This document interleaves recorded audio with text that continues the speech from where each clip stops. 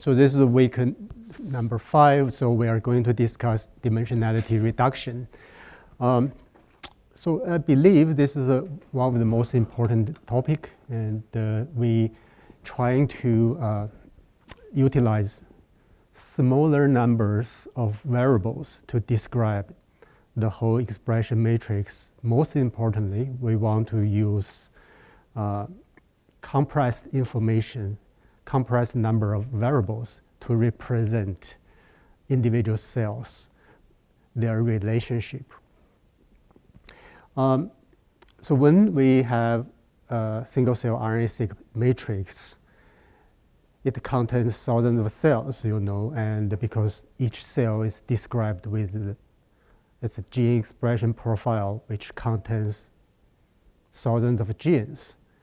So this is a high-dimensional data set with a lot of variables to characterize each individual cell. But we want to compress this information to use, say, 50 or less variables to represent each cell.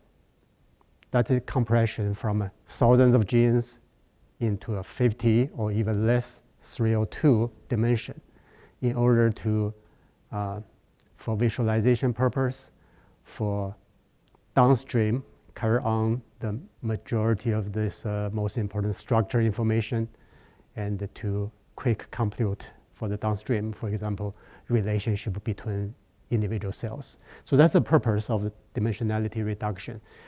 We have very simple outline today. We will discuss PCA, then t-SNE, and the more commonly used dimensionality reduction technique in single-cell data analysis. And then we will mention FATE, which is a relatively new dimensionality reduction technique commonly used in single-cell data as well. If you have been here continuously in the last couple of weeks, I have mentioned that the PCA is a very, very important topic. If you cover this PCA topic, and we at least have covered half of the machine learning basic topics, if you know how to explain PCA. So I'm not going to ask you individually. Say, for example, we start with Felix, and what do you believe, what is PCA on your mind? If you try to explain PCA to a stranger, and what do you think PCA is?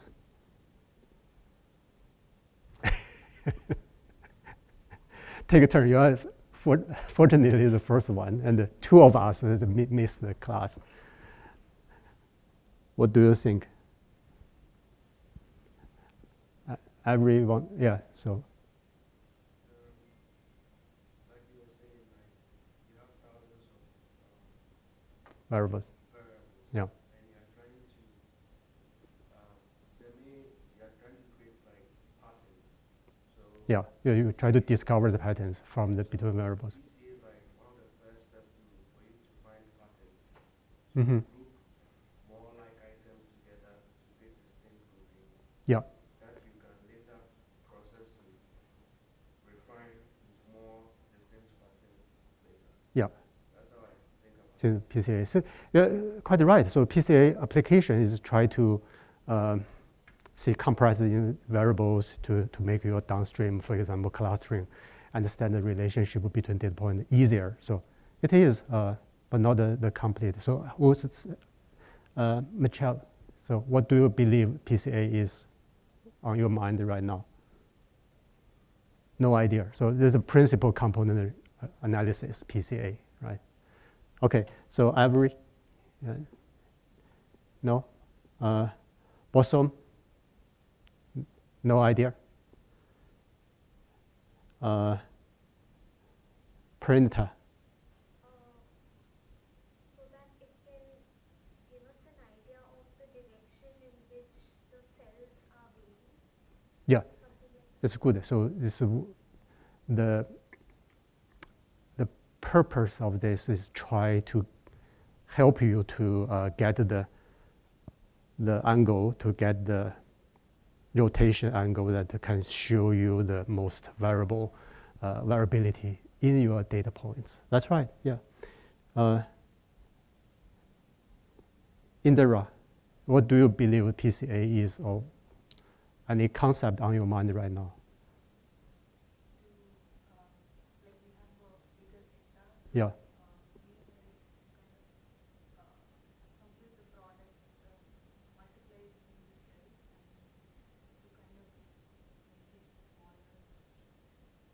Yeah, so you try to see a compress dimensionality and still see the variability. Yeah, that's the goal, the procedure. Yeah, kind of.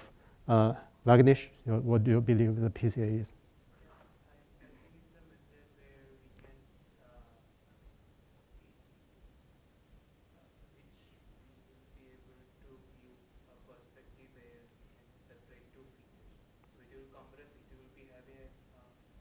Mm-hmm. So after doing a PCA, Yeah. we can VIDI two different features that we are looking. Yeah, so you believe the Perspective. Yeah, so as you expressed, that you have a perspective. When you say perspective, you see a particular angle to see the data. Then you see that can be used to separate data points. If you have two clusters, you'll be visualized. You are right. So if you want to test a person whether he or she is qualified to describe the machine learning or as a teacher, just ask the person what the PCA is. That's what the question I test students. If he or she cannot explain very well, that means she's not in the field. She's not a good data scientist or machine learning people. Because if you have a executive summary, say, okay, PCA is a dimensionality reduction technique I can use to compress data. That's not quite right, because PCA is not, it's a technique that can be used to do the dimensionality reduction, but the PCA, the procedure itself is not doing directly this compression. It's a rotation operation to rotate your data points and to achieve one of the purposes to do the dimensionality reduction. So if the people cannot describe exactly how the PCA, what the PCA is and how the PCA is doing, describe the procedures, then it's not a good sign for the people. So we are going to very quickly go through this. So after the lecture, so I hope you have a concept. So you just cannot see PCA as a production, the dimensionality technology. It can be used for dimensionality reduction, but itself, the procedure is not compress anything. It's just rotate the data, okay, to show you the most variable angle. That's all. So, but if you decide to, I only look at these two angles, which show me the maximized variability, that's your choice. You choose to use 2D to visualize the whole thing. You can use the PCA after rotation of the data point. You can see, okay, I only want to keep the first 3 dimensions in order to visualize the position of cells.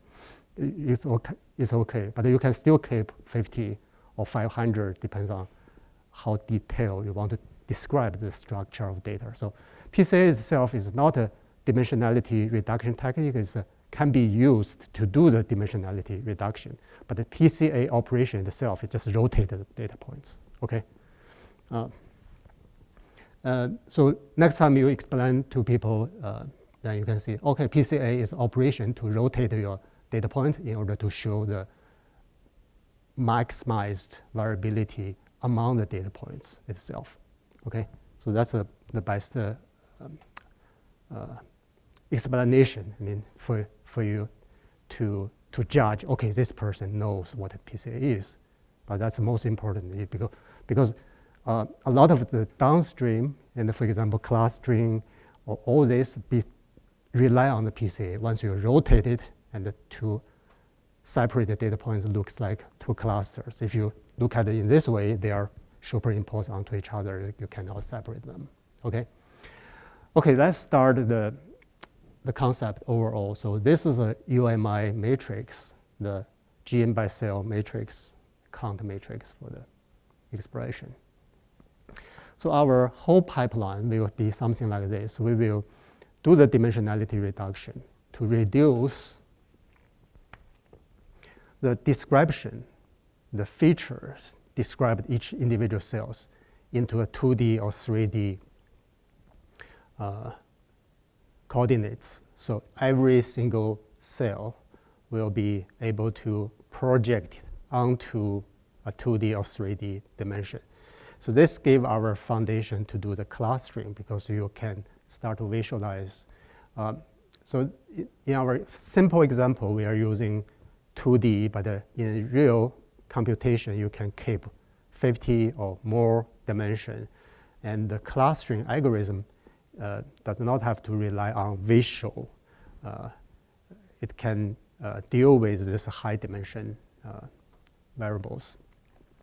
But for illustration purpose, we can start with the visualization, and then you can see this is the one cluster, and this could be another by k-means clustering. So this is the second step after we finish the dimensionality reduction. Of course, in the middle, we have a QC, quality control. You know from previous lectures how to do the QC, how to clean the data, how to remove those genes which not helpful at the end. Then after that, you do dimensionality reduction to make this high dimensional data to a relatively low dimension space, and then start to do the clustering. After that, we can see, okay, for this particular cluster, and this gene expressed really high, this gene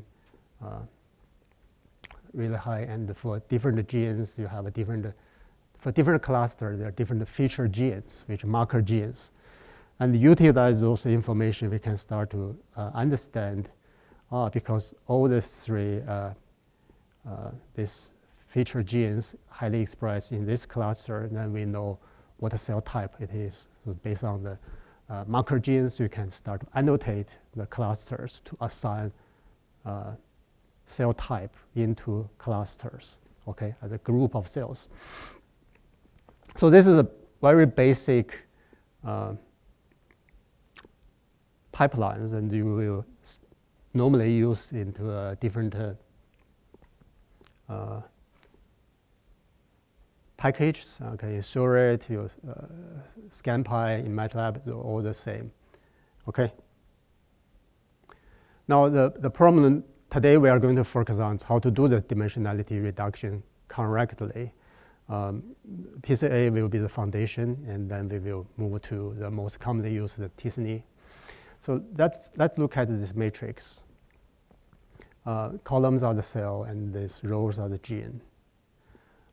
So I transpose this a little bit to easy to explain. So each row is a cell, and each column is a gene. So each cell is defined by this different number of genes. So it's high dimensional. So you have a if you have a 0 dimension, that's a point. And if 1 dimension is a line, then 2D is an area, and the 3D is a qubit. And people try to visualize or imagine, using Visualize tool to help you to imagine this high dimensional space.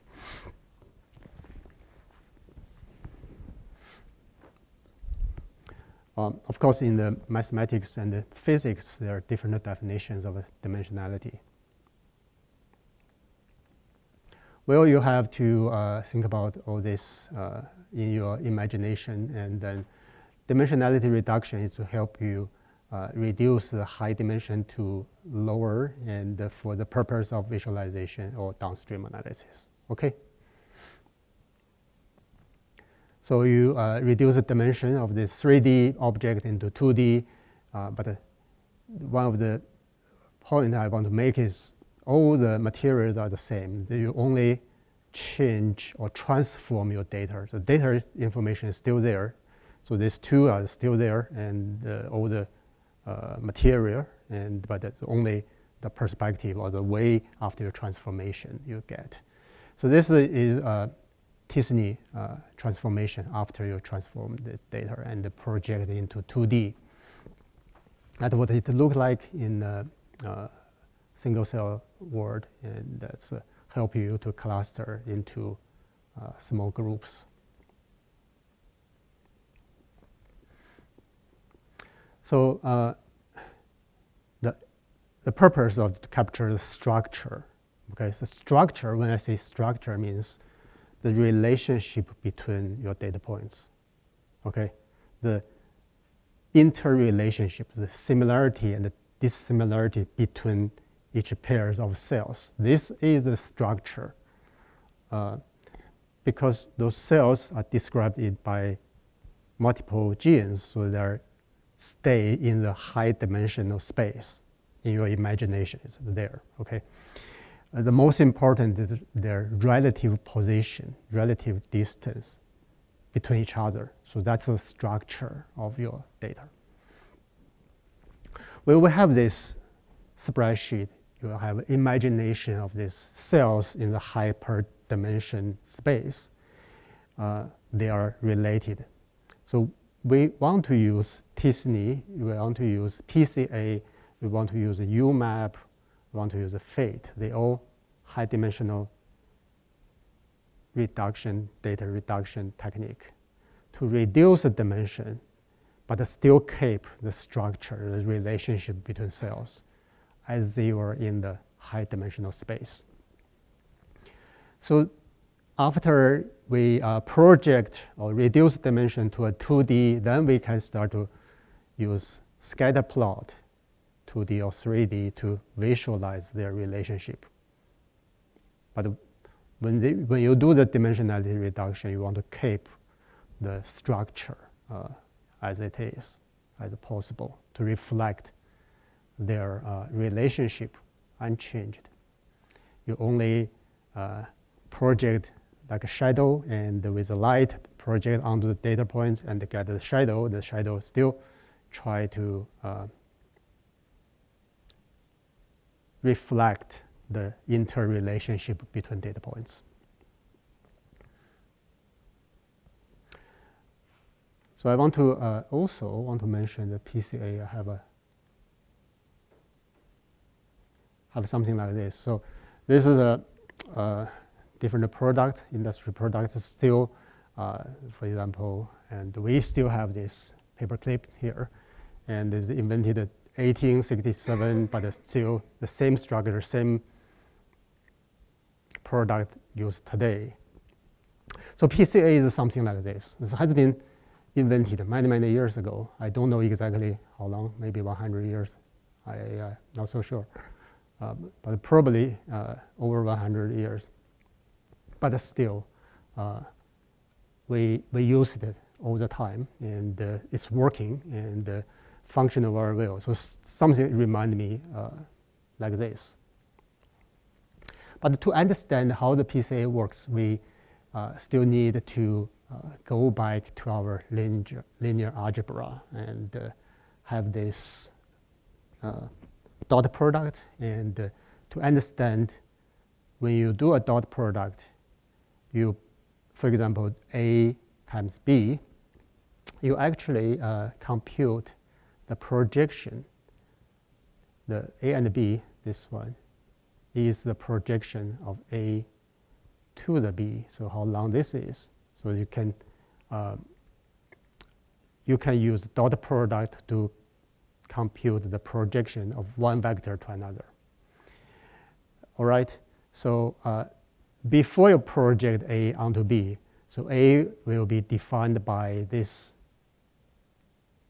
dashed line. So this is a original coordinate, and given by this definition 1, 0, 0, 1. So this is our original coordinate, and we have the A here.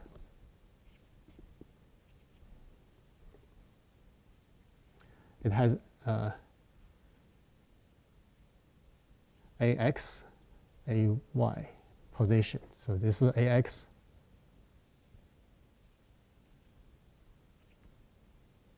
And this is AY.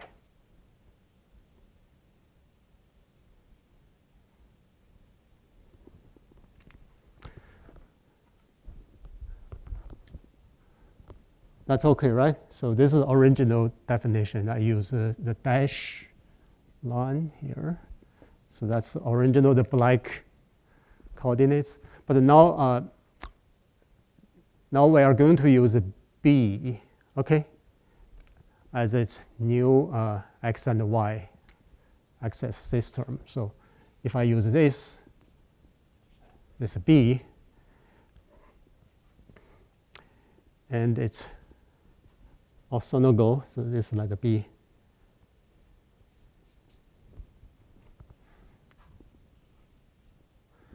So now I use this B1, B2.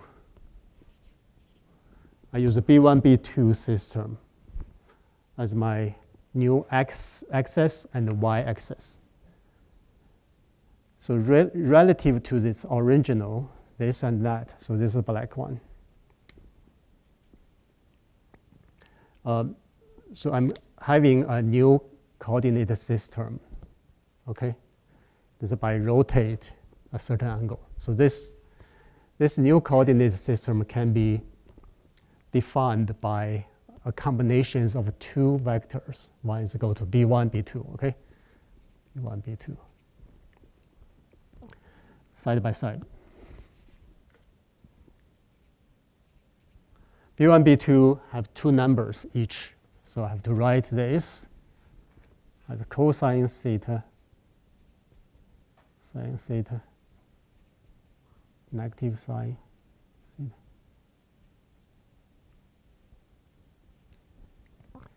So I can define this and make it a new system. So this is old, this is new. But it should be B1, 0, 0, B2, right? The new No, this is a vector, so this contains two numbers. I would see cosine theta, sine theta.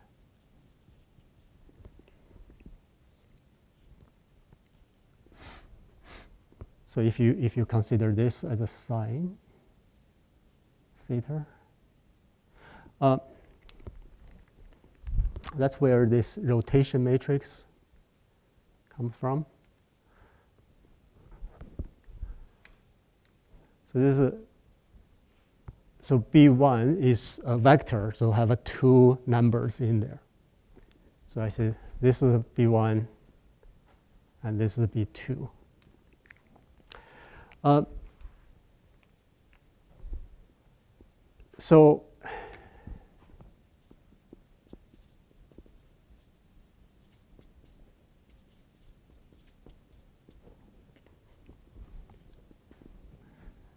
So these two new numbers, because their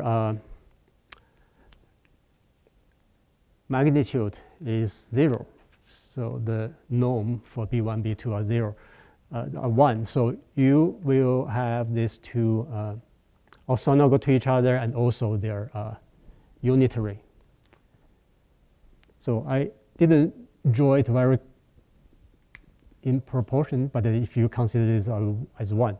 So this set can be used as a new coordinate system. Once you project your A onto the B, so you compute this length, which is projection, and if you project A onto this B2, you get a projection. So two projections onto B1 and B2 are the new coordinates for your AX on B1, B2, AY. So this is a new site of data. The data itself hasn't changed. The only change because you use a rotated coordinate system. So that's coordinate values for each data will be changed. Depends on the perspective of you use original coordinate system or the new one. So how can you compute this? You use dot product, which is A and B1, A and B2 to compute this new coordinate system values. So that's where the projection and the change of coordinates, the idea come from. So you compute everything, use dot product, and project your data point into the new coordinate system defined by these two vectors. And the outcome is you get the new coordinates, a new set of value to describe the same point with respective to the new coordinate system. By the effects, you have rotate your data towards that direction by theta. Although the coordinate system will change by rotate to the anti-clockwise, but your data point rotated clockwise by an angle of theta. It may take some time to understand, but let's quickly go through some of those as well. We have the knowledge of eigenvalue, vectors. Now we have to consider this as a set of the eigenvectors.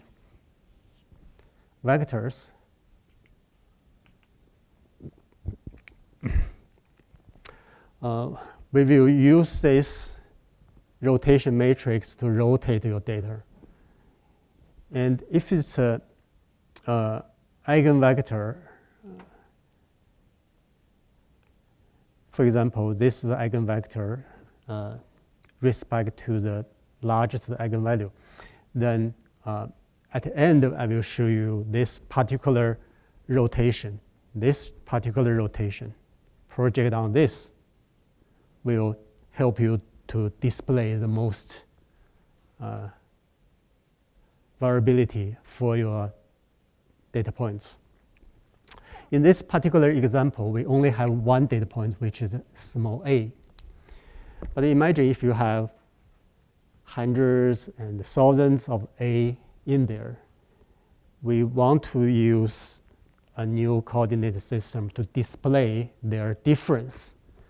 That's where if you have a here, another a here, so this is A1, this is A2, and maybe another A3, A4, A5. So if you have a lot A, then you need to carefully select a new coordinate system to display their difference. Once they project onto your new axis, then their relative difference should be highest. So that's where later I will show you this eigenvalue, eigenvector will help you to determine which new coordinate system you should use. So these two unitary rotation matrix and related to the eigenvectors. So this is already the old slide you see before, and then show you the purpose. So this is a application for the teapot, and then these are the synthetic examples. For example, you have the cloud of data looks like this. Yep. Question? Sorry. Yeah. About the direction and angle. Yeah. The smaller the angle between two projections, the more similar the profiles become.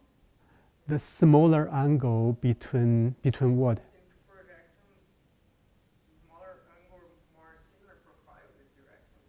Oh, you mean the cosine distance, smaller angle.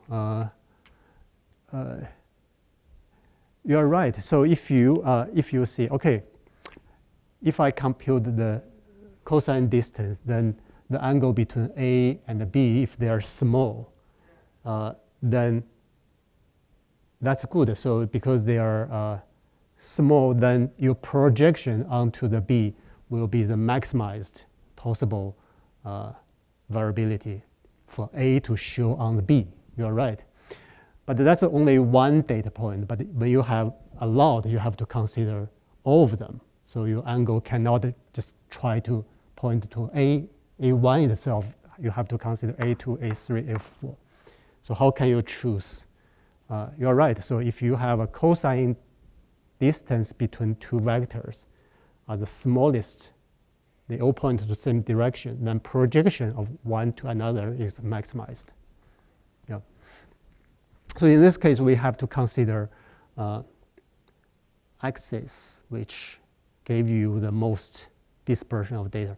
So if you only look at from this, so we have x, y, z. Okay, if you don't do any rotation, you can just say, okay, I reduce the dimension. I only look at x and y axis. That's fine. You do a dimensionality reduction by yourself. You don't change anything. You just say, okay, I choose to use x, y, rather than x, z to see the data. It's okay. So you reduce the dimension from 3 to 2. Okay, nothing wrong. So you can do dimensionality reduction. But if you run PCA, this will help you to rotate a small angle to display not only x, y axis, but also because of the rotation to show you the maximized variability. You may not be able to notice it, but this is not flat, okay? The bottom. If you don't change, you only use x, y to see, x, z to see it. It's not like this. A small rotation has been made. So in MATLAB, we have a PCA function to get this, the data matrix 3D, and produce rotation matrix U here, and you rotate to get, after rotation, the projection. Then you only look at the rotated data point x and the first two dimension to show the teapot. So this is the same data points, but increased some noise, so make it look like a data randomly collected. Then you apply the same technique, you get the rotated data point and project it onto 2D to maximize the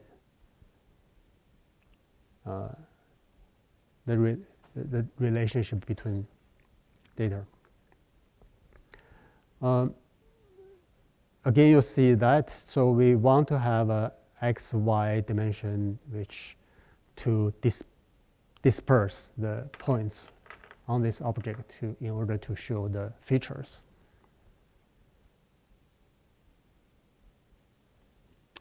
This is another example from a 2D, 3D to 2D. So if you have a cell defined by 3 genes, and the cells have a different clusters already known, and then you want to select PC1, which you want to have a x-axis this way and the PC2 that way. So when you project your data onto this PC1 and 2 defined space, then you start to see the separation of the cells. So that's the purpose of PCA.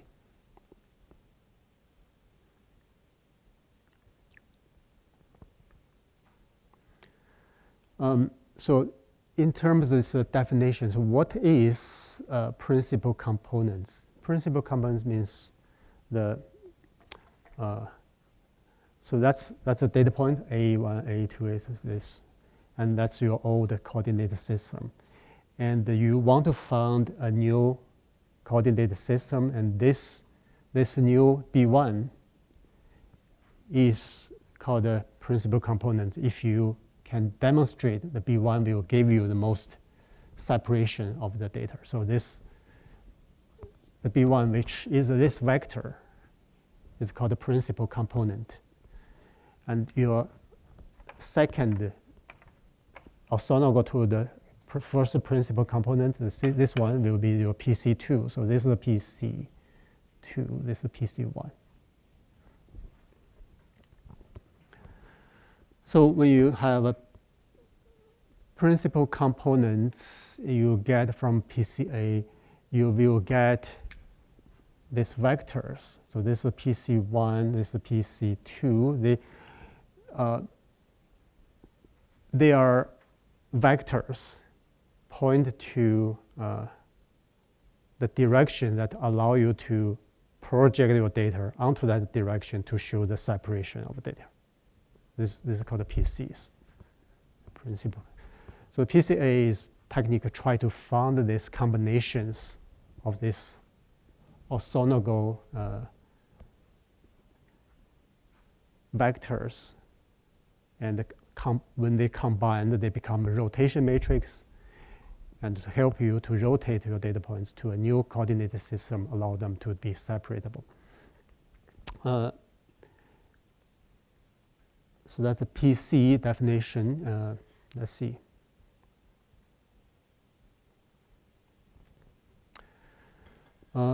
So you still have a lot of questions, I believe, how you compute them, and so we will slowly go through, and we will also have a practice on the computer to see, and even after several weeks later, when we finish the SVD and the singular vector decomposition, we will come back. So SVD is also a technique which can be used to find the principal components for the system. So for a lot of people, SVD is PCA. Almost you can use SVD to find the PCs of the coordinates system directly. So for the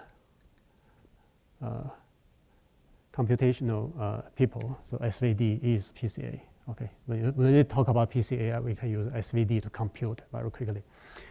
But we are not going to do this decomposition approach. We are using different ways and try to explain the procedure. And you can use SVD directly compute the PCs.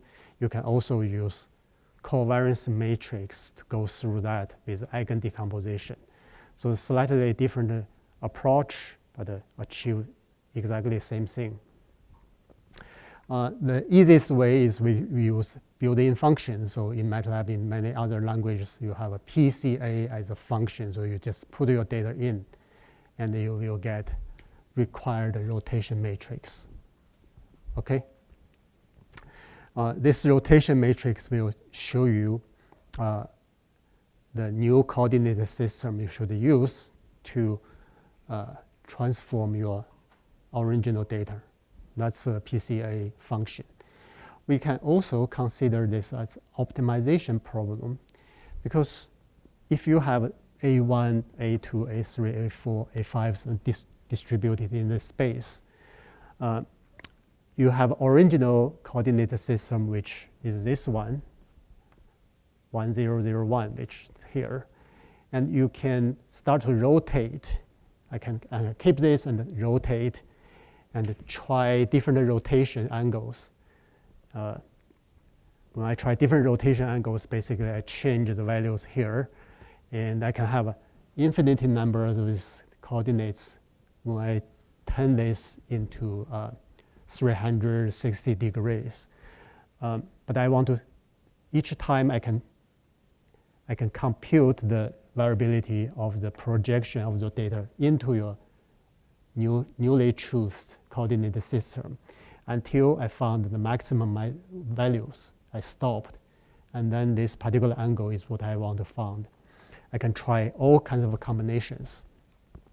So this simplified the problem into an optimization problem, because you want to randomly choose this theta value to define a coordinated system, and one of them to give you the largest separation of data, then you stopped. So this is a search the space of the parameter in order to achieve something.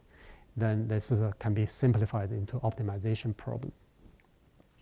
Then we can see, okay, if you open the built-in function, and what's inside the steps, that will be the covariance matrix computation, then take eigenvectors. And eigenvectors of the covariance matrix is this rotation matrix, is the result of the optimization problem, is what the built-in function will compute internally.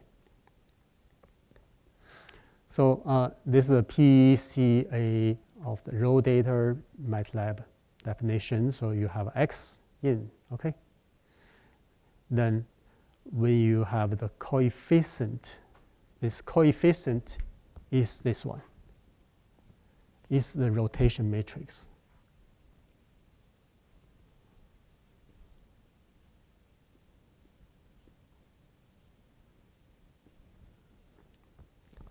So what's the input of PCA? Is the raw data, is your Excel spreadsheet with your samples and the variables. So what's the output? Output is a coordinate system, is a rotation matrix, which can be applied, can be used to have this rotation matrix multiplied by your raw data and rotate your raw data into a new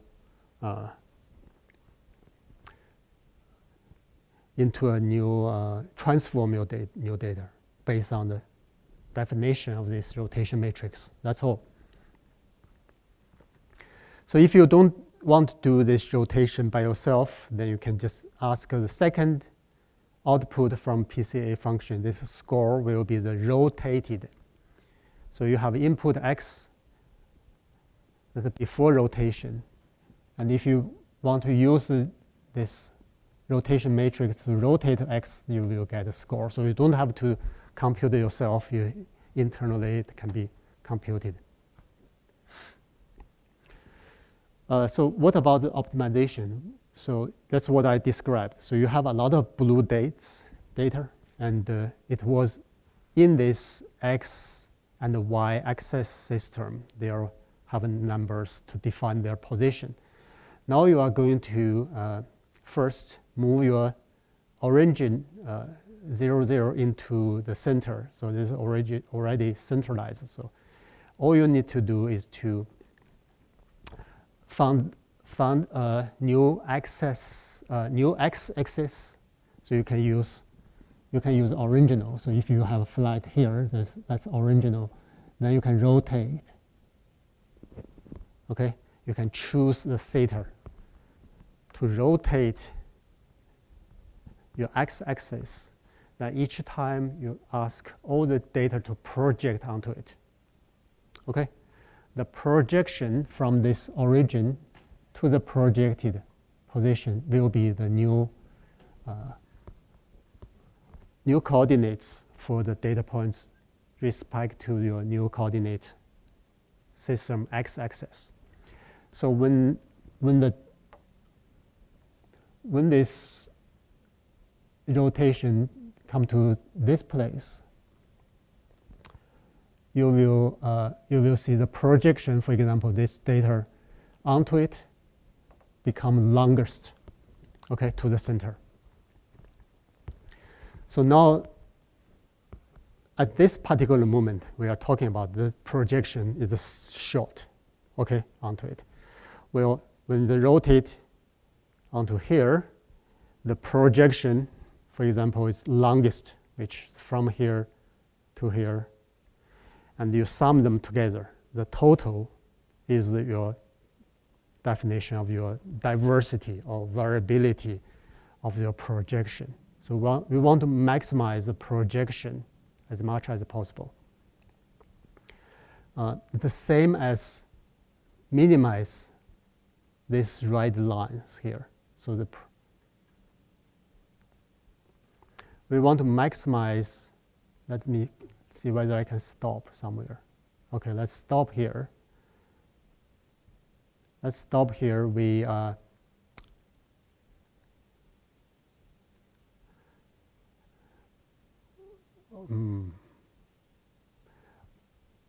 want to maximize the projection from here to here, from here to here. I use different color. Let me use green. We want to maximize the distance from this point, the projection onto here, to the 0, maximize all this together, okay? We want to minimize those right lines here. So you see this right line and the orthogonal to the new axis you found. We want to minimize that. It's also equal to maximize their projection from 0 to. So we want to maximize those.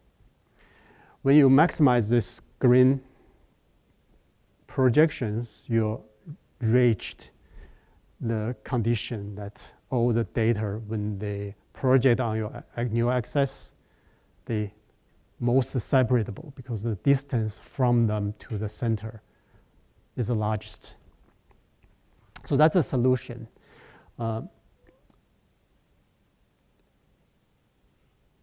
So that's why we can consider this as an optimization problem.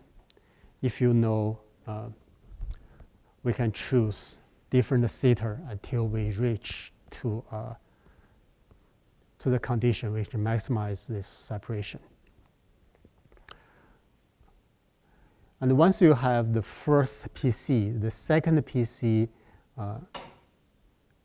you can construct using the condition, because the second PC has to be orthogonal to the first. So once you have the first, your second PC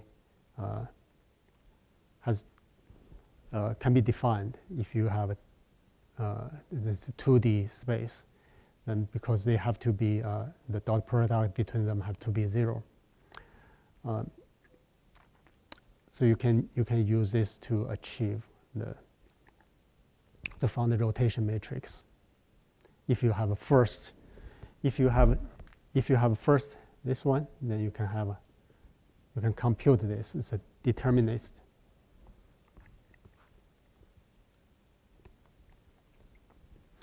So this is the MATLAB code to compute the PCA using the built-in function to get the rotation matrix, which is this.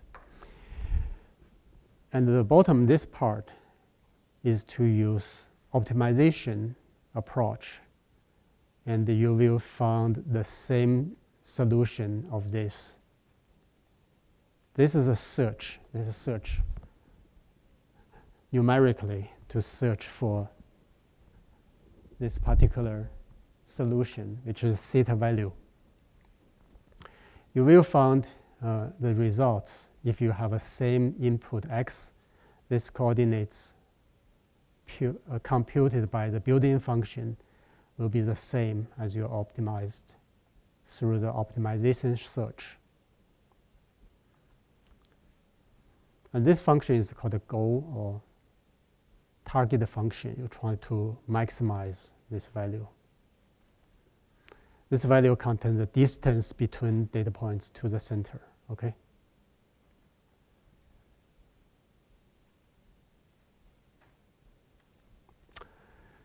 Okay, so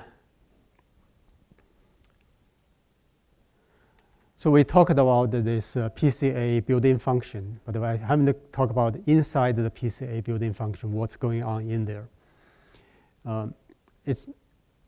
We can understand this as an optimization problem, but for the real PCA computation, we are not using this search engine to search, randomly search, because this is not efficient enough. There are lineage algebra ways to do this very easily, and especially it's rely on the matrix multiplications. As I said, this computer are all adding machines. They are only do the addition. So how can this computer to do this rotation, to search, to get this? So through the lineage algebra, we look at this solution, and you will understand they're all based on the matrix multiplication.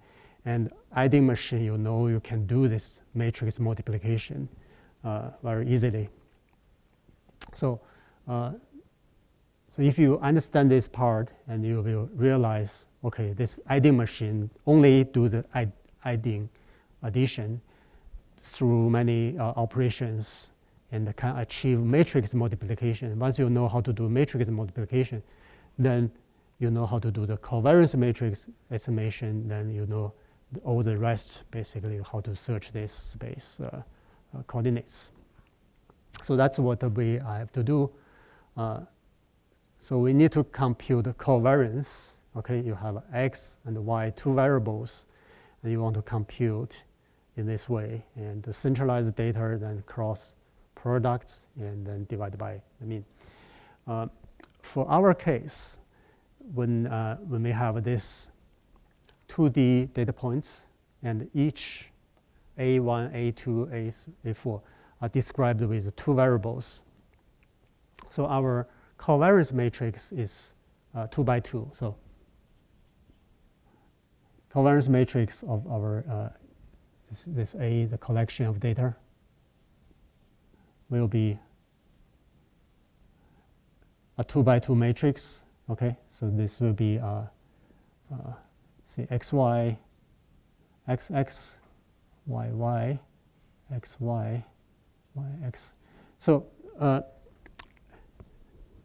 because all the data points only described with two numbers, their covariance matrix is only between this x, y, two variables. Such like this, you don't have, no matter how many data points you have, in our case, we have A1, A2, A3, A4, A5, 5 of them. But here you have more. But your covariance matrix is not determined by how many data points you have. It's only determined by what's the dimension, the number of dimensions you use to describe each data point. In our case, it's a small 2D example, so you only have x, y. So at the end, your covariance matrix is only between x and y. It's two variables. So you will realize you can compute covariance matrix using this centralized data matrix. Okay, so if I have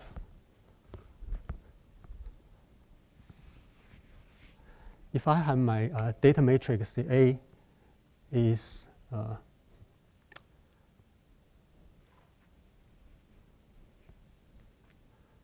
have A1, A2, A5.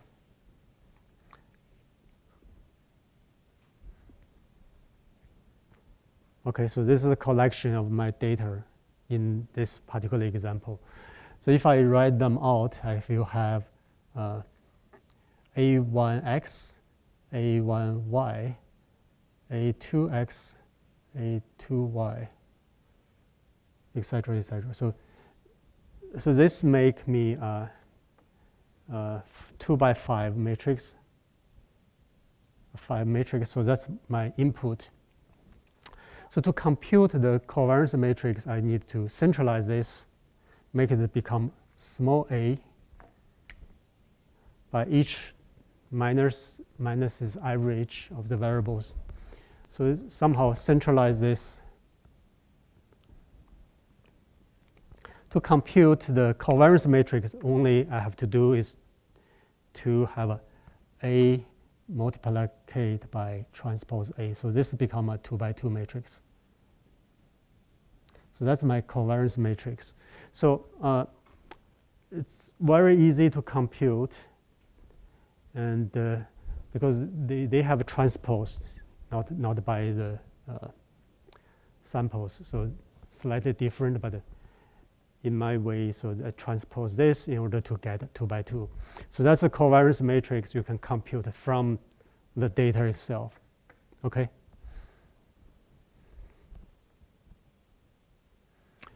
So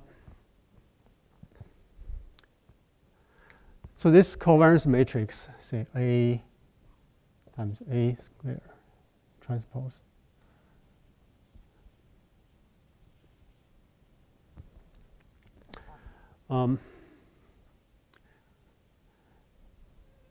So we are going to use this later on as a rotation matrix again to rotate a newly chosen x-axis. I show you next slide how to. So this is an expression of the mathematical expression of the procedure to do the PCA. You have input data. So remember, this is a big X, somehow like this. So, okay, a collection of the data. You remove the mean, okay, from variables. So you make this become small a. So centralize your data.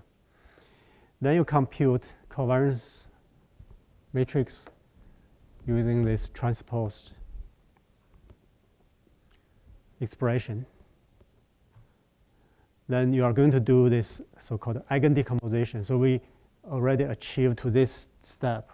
So next step will be doing the eigendecomposition for your covariance matrix, and then decompose this U matrix, eigenvector matrix, is the solution of the PCA. That's all. So if you have this, so it's very easy to compute. Then you are going to do the eigendecomposition from this matrix, covariance matrix. You will get rotation matrix, which is this. That's the solution of your PCA. So we are going to have a break, and I will, when you come back, I will show you why this makes sense. I hope. So through this is description of the relationship between variables. And the two here is a rotation matrix to rotate your data. They're somehow into a different. So this is a relationship between variables. This is a relationship for the data points, and then we will achieve the largest separation of data. Okay, let's take a break. Let's take a 5 minutes break and see.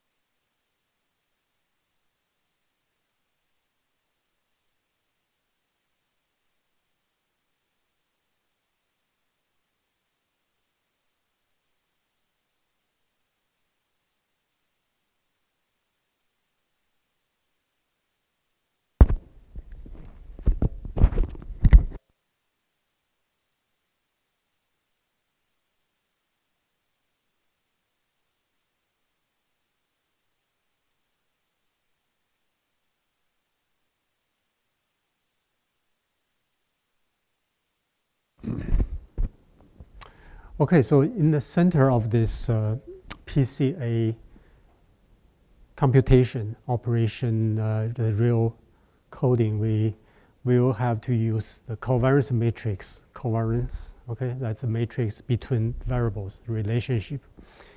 And how this covariance matrix link back to the vector, to the new coordinate system we are going to search for to display the data,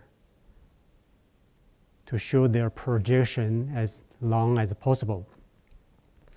So this is a mathematical description of this into an optimization problem. So you see the center of this is the sigma here. Is we try to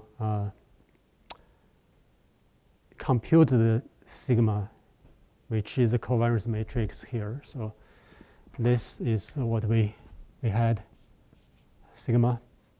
And just remember this formula. So it's a centralized data matrix times its transposed. So something similar to this. Depends on the dimension you use, and it may look like A, okay? But anyway, so this will get your covariance matrix. Once you have that, we are going to do this decomposition that has U around it. So this U will be the rotation matrix U.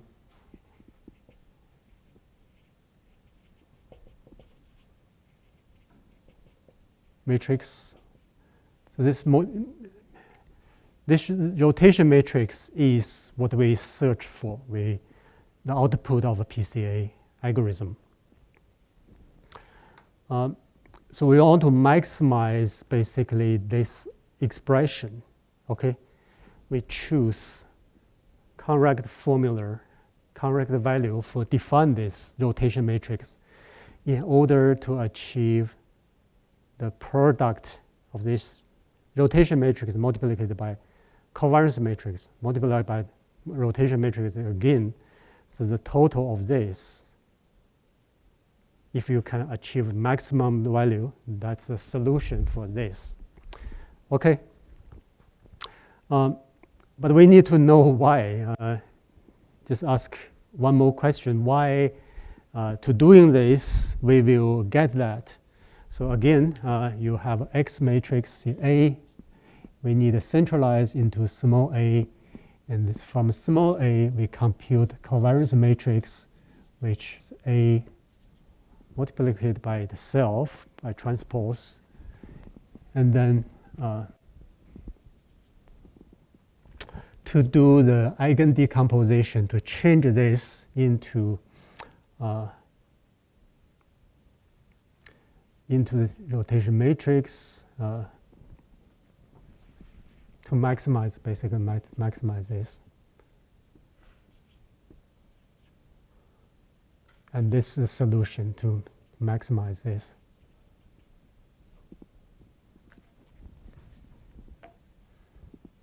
Maximize this to get the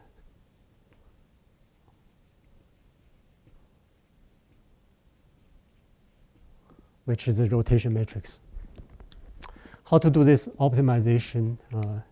You can test different values and try to change, but the easiest way to achieve this step is through the decomposition of covariance matrix. Basically, you do this eigen decomposition. So if you look at this part,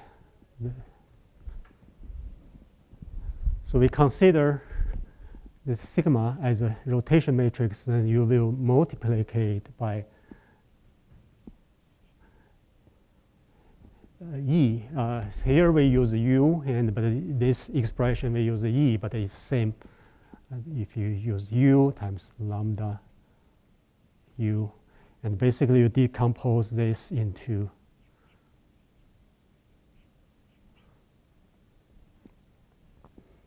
and the U is your solution if you do the decomposition, eigen decomposition. This is example to show you we have the data, we centralize it. Centralize means do this step. Centralize means we move the origin to the center of this cloud. Basically, you minus every single data point to the average of your x and average of your y. So you move your center of the coordinates in the middle of this cloud of data. Then from here, we compute covariance matrix, which over there is this part. Then to do the decomposition of this, you will realize this is the vectors, okay? Those vectors are the E, okay? This E is your X, and this F is your second PC. So once you have this solution, once you project your data onto it, and this separation from the origin to the data projection will be the largest.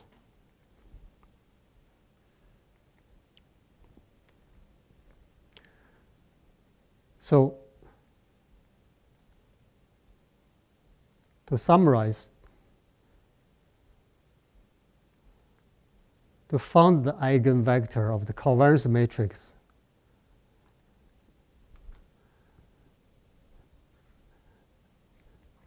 that's to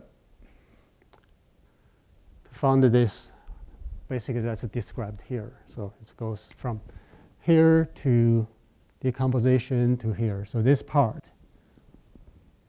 is how the PCs are computed.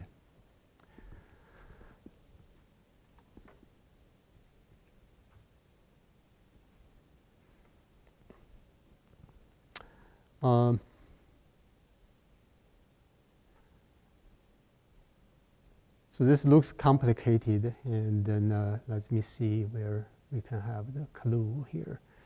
And there are covariance here, okay? And their decomposition somewhere. So I will use example to illustrate that in your left part, there's a covariance. This is a compute of variability. And then the right part is a decomposition of the covariance matrix. And so two different expression, and I will show you this part is what the projection of your data onto the E, and this side is the decomposition. Then next slide, I will show you on the computer. If you compute this value in this way, and that value in that way, you will get exactly the same results. That's what the next is. Okay, we have an example of three points. Let's see. So we have a data, okay? We have a data which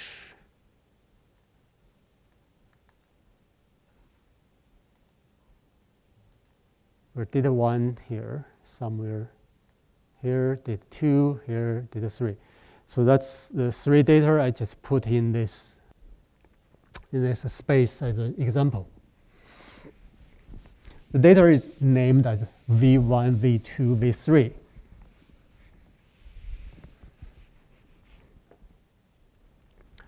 Let's see, V1, V2, V3. Use orange. So that's my V1 is here. My V2, my V3.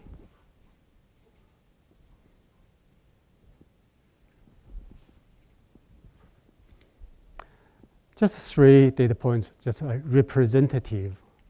You can put basically anywhere, and just as examples. So put them together. I have a big V here. It's my data. It's a collection of V1, V2, V3. Okay, each of them defined by 2 points, 2 data, their x and y coordinates.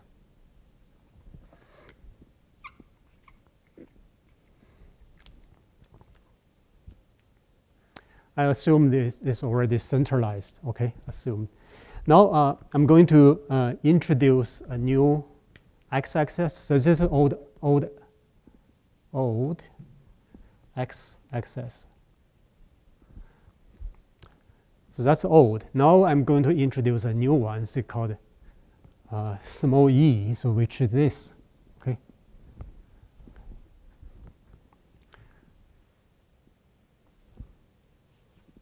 It's called e. This can be randomly chosen.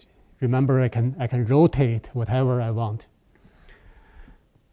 to search for the best e. So I just assume it was like this, but now I'm using this, the projection of all the data points onto the e.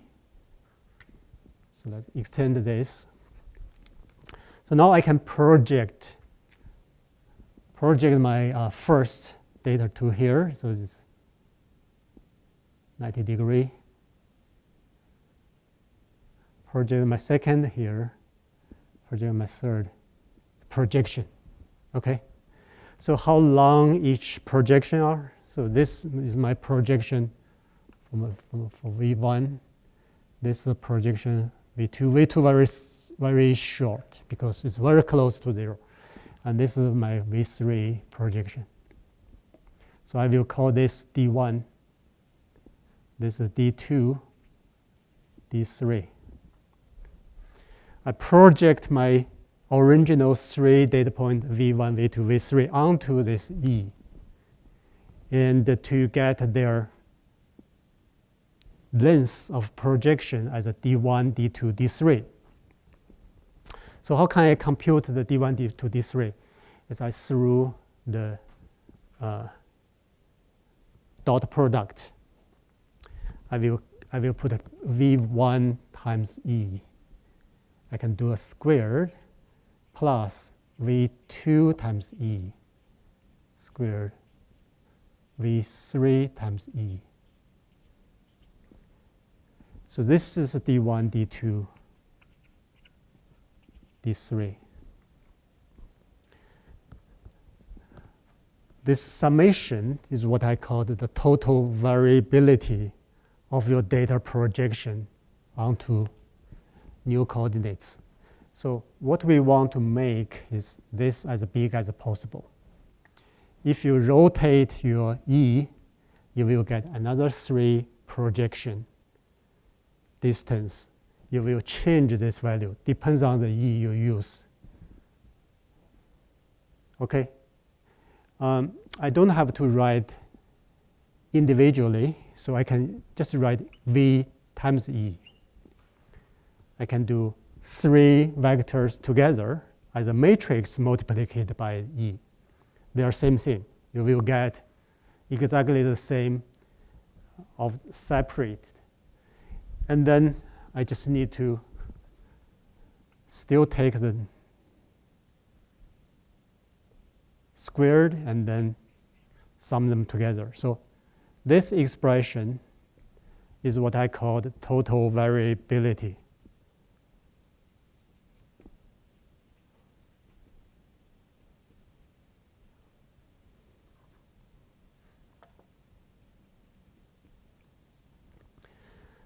So total variability of your data points projected onto the selected E variable axis. So this is this part. And then from that part, if I don't use this projection to compute this variability, I can use covariance matrix. So here, this, because this is a V, so I change this to V. And it's variability its covariance matrix can be computed with somehow V and V transpose. You know, so this can normalize. But anyway, so this is the expression of those covariance matrix. So I will call this C. Okay, let's call this C.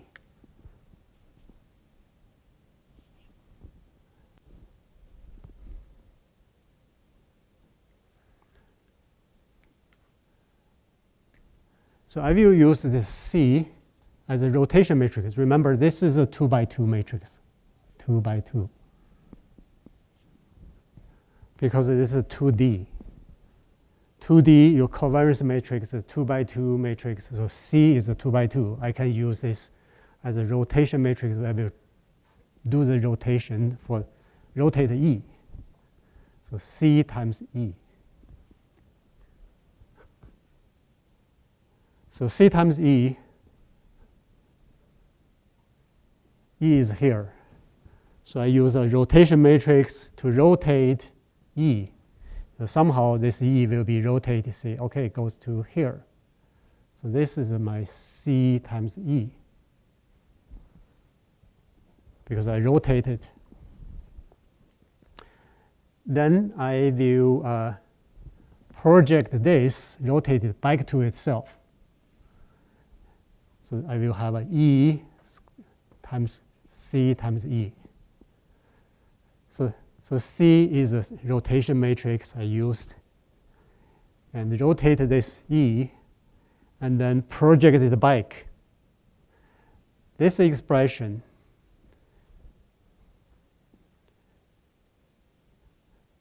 I don't know exactly the meaning of this, but I will treat this as a rotation of this newly selected axis. Rotate this vector using the covariance matrix and project back to get this. So I will show you this is also the total variability. So numerically, these two are the same number. That will be show you in next slide. So you can compute total variability utilizing this projection, the magnitude of your projection onto E. Or you can use covariance matrix and multiplicate to E and multiplicate the E transpose. Same thing. So our purpose is to maximize this, to make this as large as possible. That will be equal to make this as large as possible. And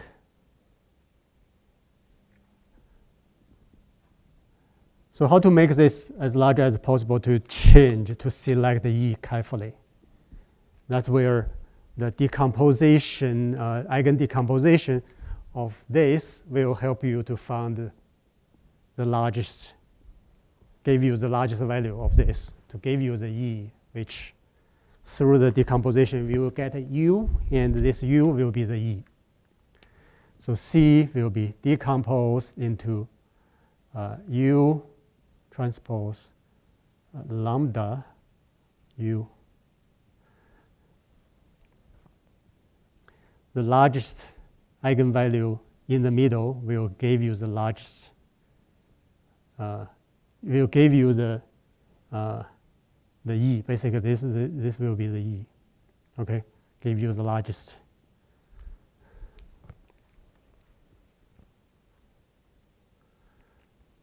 So this part is a numerical example to show you which this total variability is this numerically equal.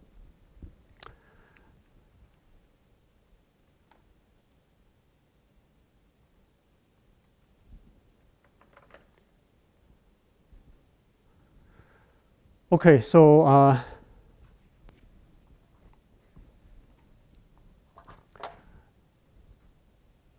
that's the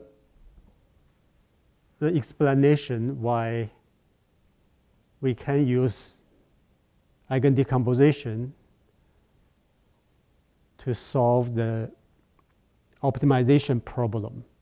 Okay, so this solution is computationally more efficient. It's only involved this covariance matrix computation and the eigendecomposition. This is all numerically solved problem. So very easy, you can get the E constructed. Same idea here. So you don't have to go through optimization to search for the angles, to search for the combinations of parameters. You can directly use the lineage algebra to achieve the computation. And there are guarantee and to have a decomposition for this squared and the symmetric matrix, then your E, and then that will be the different eigenvectors. They are orthogonal to each other, so they're mathematical guarantee that the x, so this is only x-axis. You also have a solution from the eigendecomposition. You have a y, so you have a E1, E2. So E1, E2 will be automatically orthogonal to each other because this is a symmetric, and so they're guaranteed. Now move to the limitation. So if PCA has been here over so long, and why we need to have a new algorithms to do PCA? Because if you look at this structure, if you have a ball, then there are different ways you can have a very similar solution. There's no structure.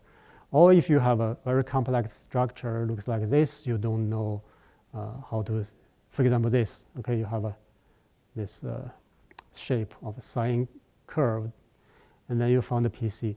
But this will not be enough to capture the refined structure among the data. It's only linear combinations for the major ones, but you miss a lot of those internal structure. You don't know they're separated into different groups.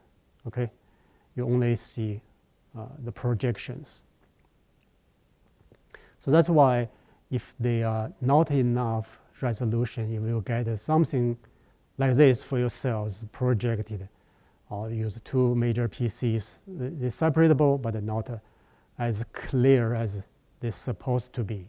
Something like this, you will have a fine structure of the small clusters in there.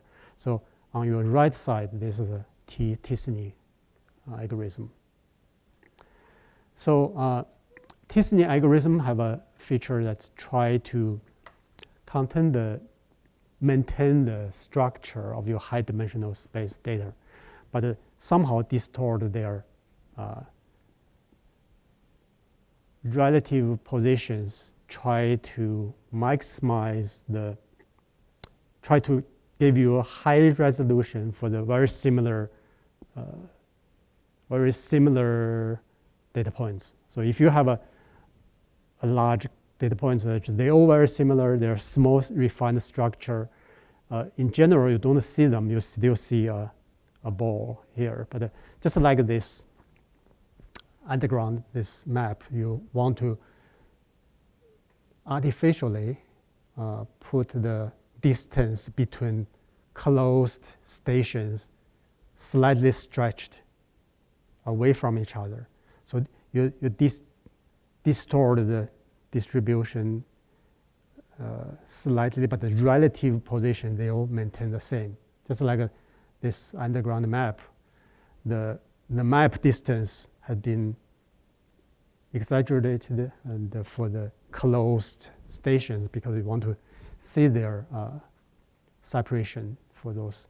So T-SNE is a way which people found can be utilized for this purpose.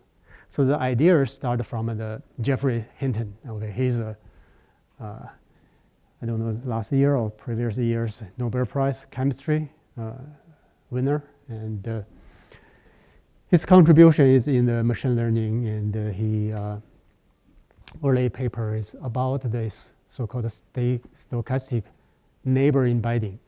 The idea is to compute the distance between data points. So you have a xi, xj, and this is distance, Euclidean distance between the cells, between data points.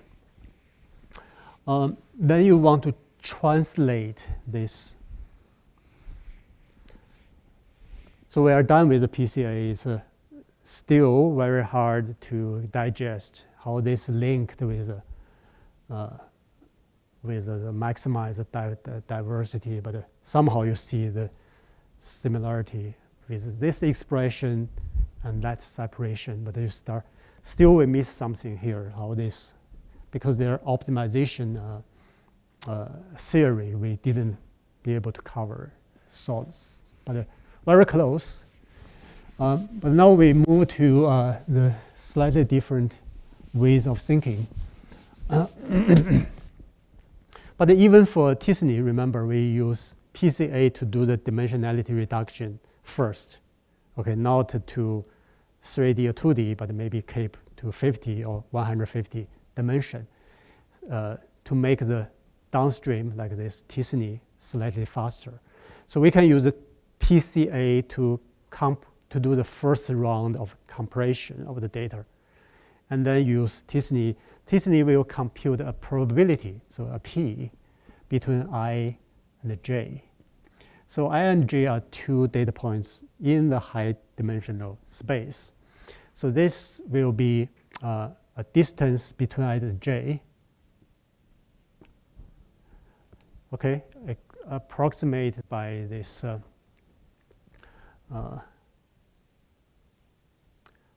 Gaussian probability density. Whatever you use, it's a distance and divide by the total distance between all the ij's. Okay? So if you have two data points relatively close to each other compared to all the other distance, pairwise distance in total. So this is a relatively, you will be the neighbor to each other in that before dimensionality reduction. So this tell you, okay, how likely these two data points are the neighbors, okay? The smaller the distance, the higher probability should supposed to be.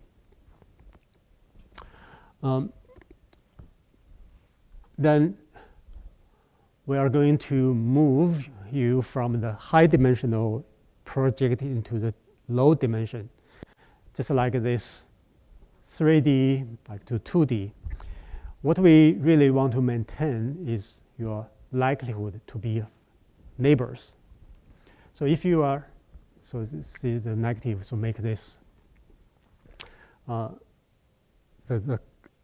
distance smaller and to be high likely to be neighbor. So we want to keep this probability in the Q dimension. So Q will be the lower dimension, but you want to keep this as the same as a P.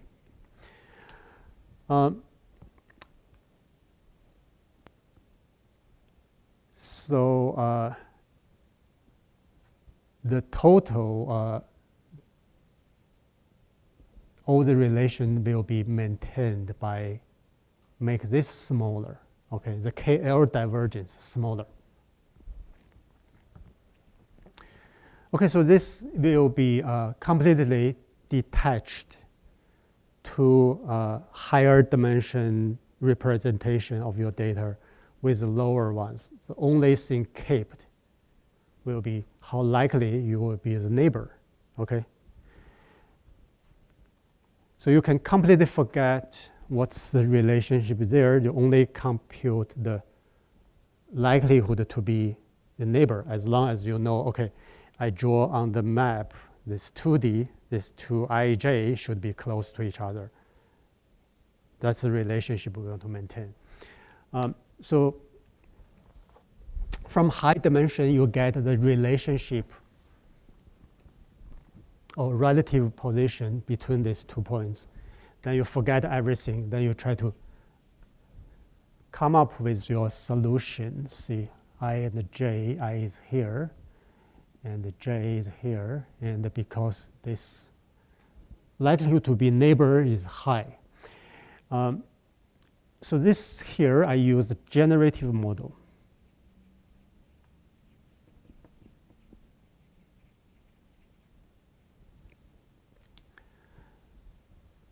Only thing I know is their likelihood to be neighbor in the high dimensional, but I will pop up depends on my understanding of this model and put it in here. So we mentioned the generative model just as I simulate the height of people in Italy compared to Netherlands or Sweden. I have a generative model, but here I use input parameter of this likelihood to pop up the position of my data. Okay, randomly. What are the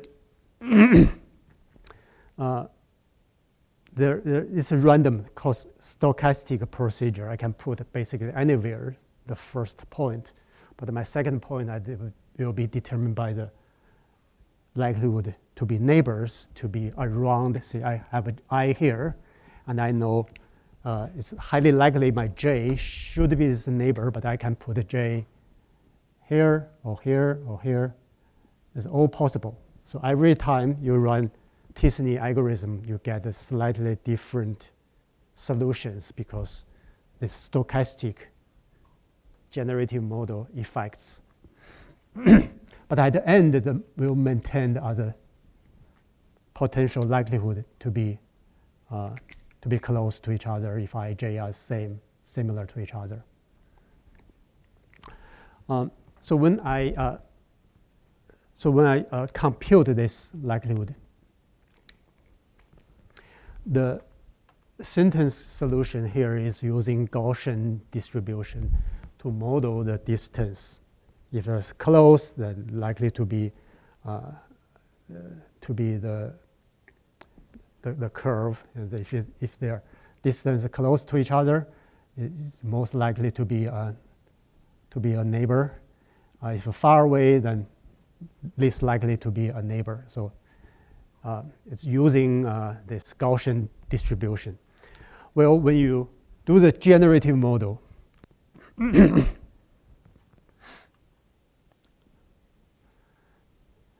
this is Martin, and he decided to do, I'm not going to use Gaussian, but I use the T distribution to regenerate the distance between this. When you model it in the high dimensional and you use Gaussian and to get the probability to be neighbors, but now you project back and using the T distribution, as you know, this T distribution have a high tail, and the same probability will introduce a larger distance. So although it was very close, ij in high dimensional based on the Gaussian, they are very close and likely to be a neighbor. But relatively, when you regenerate data, you use the T distribution, this distance between them slightly larger for the smaller distance in the high dimensional space. So that's create effects, distort those very similar cells. So it's very similar to each other. If you project using Gaussian, you will be close to each other. You cannot separate them. But use the T distribution, start to spread a little bit. So this start to disperse a little bit. So help you to visualize the refined resolution for highly similar data points.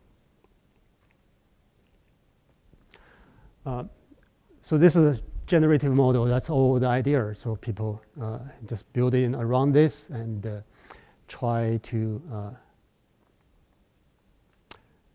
project high-dimensional data space data into a low dimension just through this distribution mapping.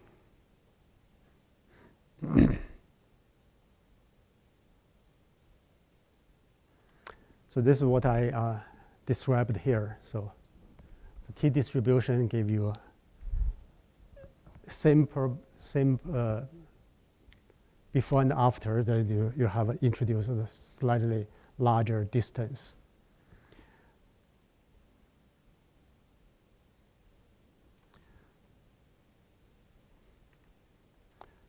Okay, so this is simulation for the, so this is through optimization problem. And the generate based on this distribution and try to find the location and match the P and the Q. So this is a Q. Q.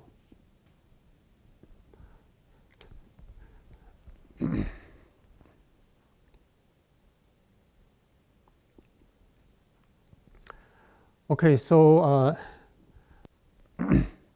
we are done with the t-SNE, and at the end we will talk about the manifold learning and to introduce the fate.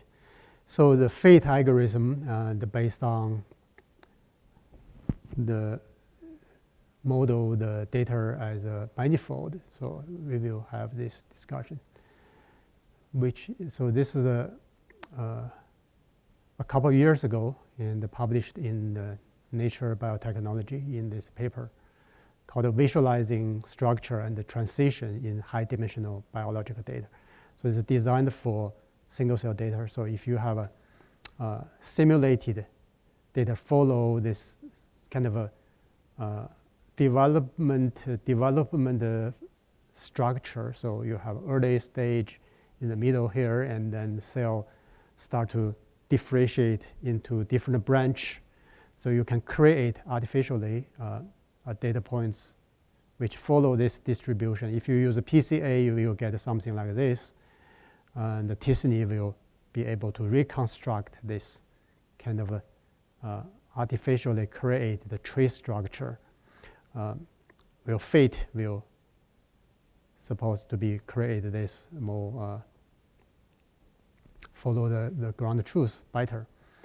And this is a comparison for real data. You have a highly heterogeneous data from the embryo development and then different time points data put together. PCA only be able to separate those subclusters, but it still keep the time dimension. So the trajectory time still be able to keep it.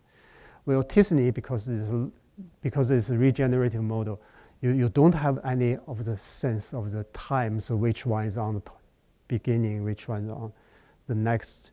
So you lost all the trajectory information. You just have a similarity, neighborhood relationship maintained. So t-SNE will be not the best solution for this scenario. Well, fate based on the fate is based on multidimensional scaling.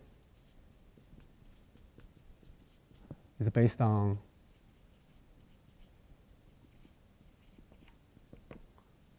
remember the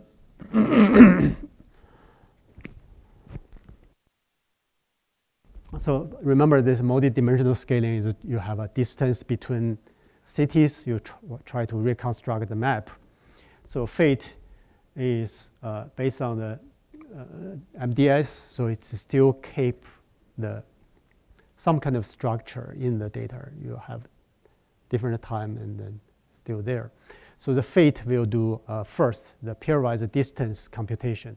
It's based on the MDS, so we need to have a pairwise distance matrix. Then it start to do some kind of transformation, and then after transformation, then do the traditional MDS. So fate is relatively simple. So you start with a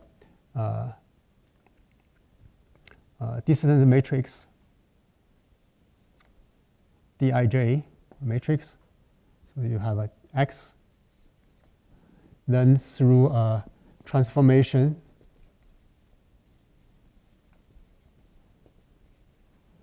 and you get a distance matrix still, but it's somehow transformed and enhanced version. And then you do MDS. So as simple as that, okay? So that's a relationship between data points. Then to do some enhance, then through this kernel transformation, then you get the new distance matrix, then start to do MDS, okay? That's the procedure. That's all for this week, and I introduced 3 dimensionality reduction technique. PCA is the old one is still used, and even the t-SNE and the FATE, the first step is to do the PCA. You can do PCA first, then compute the distance matrix. But this will normally do a 50-dimension reduction to 50 dimension or 100 in order to get the right size, which still have a structure enough, not compressed into 2D. So you lost a lot of this refined structure. But you do the PCA as your first step, and then you can use FATE or t-SNE or UMAP. We are not mentioning UMAP here, but they're similar to t-SNE. Okay, Thursday we will on the computer to do this with real data, with all this numerical experiment, and I hope you can get a better idea about the most important PCA. Your homework will be give you a paper and give a page, explain in your language what the PCA is, how the PCA is doing. Okay. Okay. Let me know if you have any further questions.